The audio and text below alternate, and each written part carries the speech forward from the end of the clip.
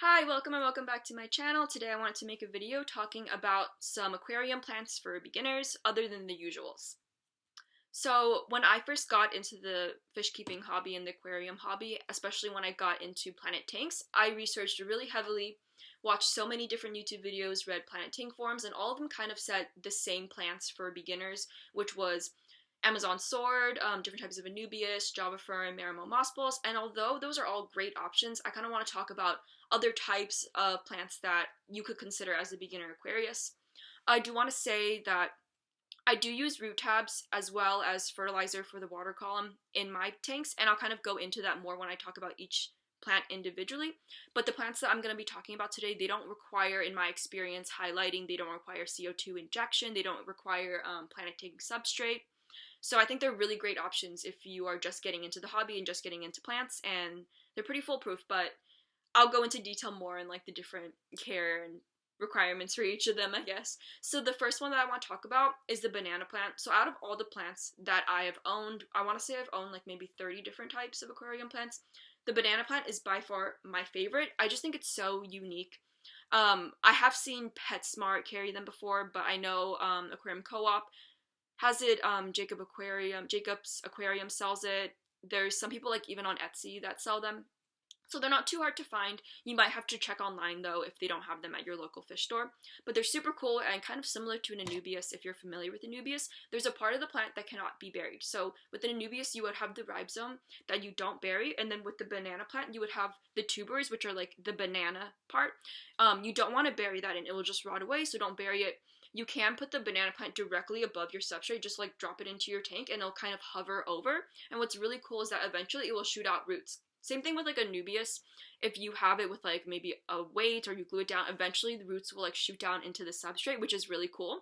So when you first just have the banana plant, you don't have to have fertilizer. I've had success with banana plant growth without fertilizer, but if you do use fertilizer, the plant will definitely benefit.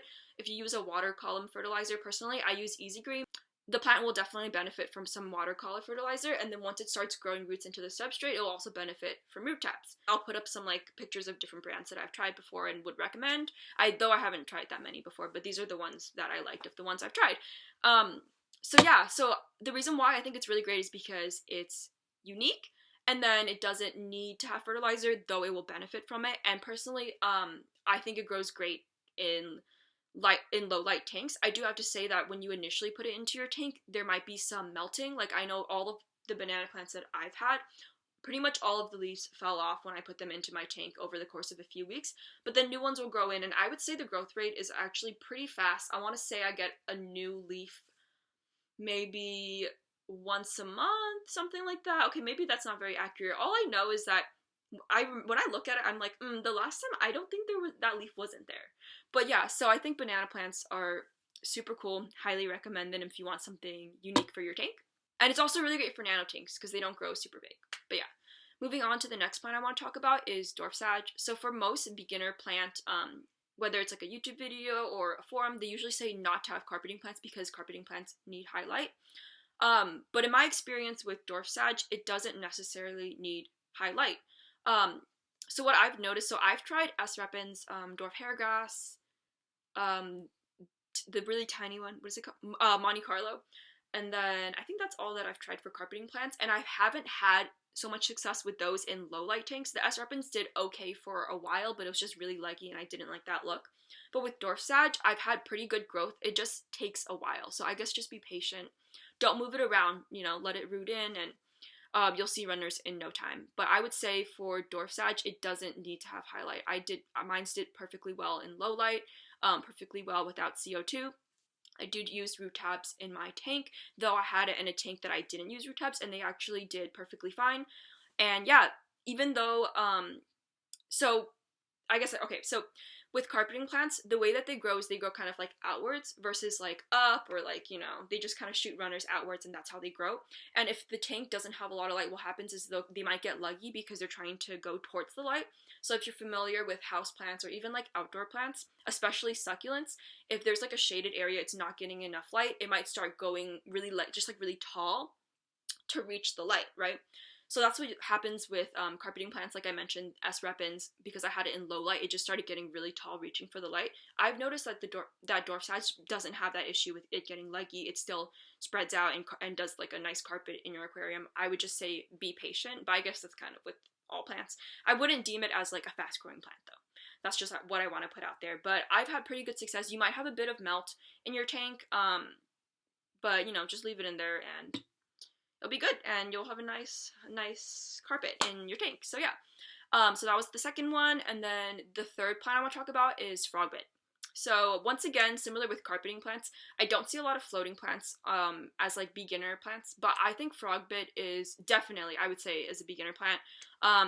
If you're a beginner, I wouldn't get duckweed, even though it grows really fast. It just can take over really fast too, so I wouldn't recommend it. And there can be some issues with it, like blocking too much light and like taking up. Okay, but yeah, okay, we're not gonna go into that. So we're talking about frogbit. So I've tried redwood floaters, had duckweed. That was like unintentional though. And then I think that's it that I've had for floating plants. And then I tried frogbit. So frogbit by far is my favorite. It grows pretty fast. It looks really nice, I feel, in personal opinion. And the way that it propagates is it shoots out runners, and then you'll see like the mother plant and like a runner, and then there'll be like a root connecting to it. Some people will snip that so you can have like two plants, but unless you're trying to move it to like another aquarium, or maybe you're like selling it, I would just leave it attached to the mother plant. Eventually it will let go on its own.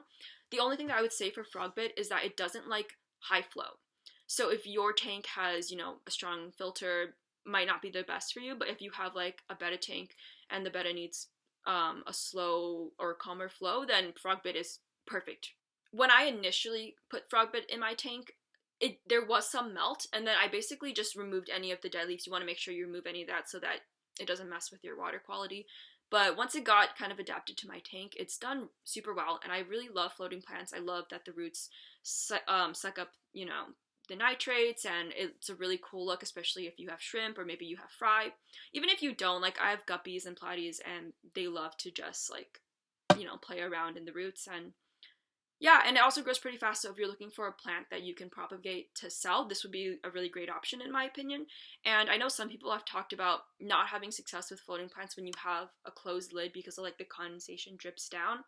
And I have noticed that because when I had a tank that was lidless, the frogbit did do better than in a tank with a lid, but I would say it still did pretty well. But if you guys have a different experience, feel free to comment it down below. But yeah, so that's my experience with frogbit. There is one thing that I want to say though, is if you use ICX or any sort of medication that stains, don't drop it on your frogbit, because I accidentally, like, I had it in a pipette, but some of it still got on the frogbit and it just stained the leaf, which I ended up just cutting it off because I didn't like the way it looked, but I thought that was funny. Yeah, and then you just want to make sure, sometimes if you're like doing a water change or something, you might accidentally like flip over a frogbit. Just make sure you turn it back so that the top doesn't get wet and the roots are in the water, and yeah, you get it.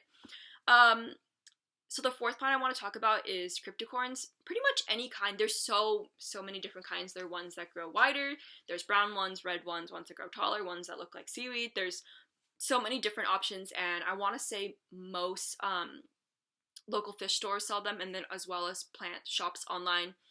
H2O Plants, Jacob's Aquarium, Aquarium Co-op. Those are just the ones that I'm listing because those are the ones that I know of, but I'm sure lots of places they're pretty common.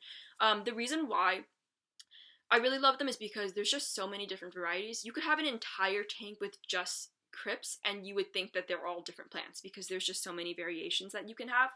I also like that they get really big, so if you need background plants or if you have like a larger tank, they could work really well. The only con I would say about them is that they do grow a bit slower than, you know, frogbit, dwarf sedge, banana plant. I would say they're a bit slower, but you can always buy a larger one to start off if you don't want to wait for it to fill out the space, but I think they're really great. The only thing I would say to be cautious about is that there is quite a bit of melt. I've watched a video before, I'm not sure who it was by, where they said whenever they get a crypt, they just like chop off all of the leaves and then plant into their tank just to like avoid the melt. Just like chop it off at the beginning and let the new growth come. Personally, I've never tried that before. I just put my crypts in the tank, let it melt, take off the melted leaves, and then it'll just kind of, you know, bounce back on its own. But yeah, I would highly recommend it. I have them in low light tanks. I do use, once again, root tabs water column fertilizer. I haven't tried growing them without root tabs and water column fertilizer, so I wouldn't be able to say from my experience whether or not that would work, but they do pretty well in a low light tank, and overall I really like them. And propagation wise, they just kind of create like another one and that you can just separate. I hope that makes sense. A lot of times if you order one, you'll actually be able to like separate it into like multiple ones. And then do they create runners? I can't remember. I feel like they do.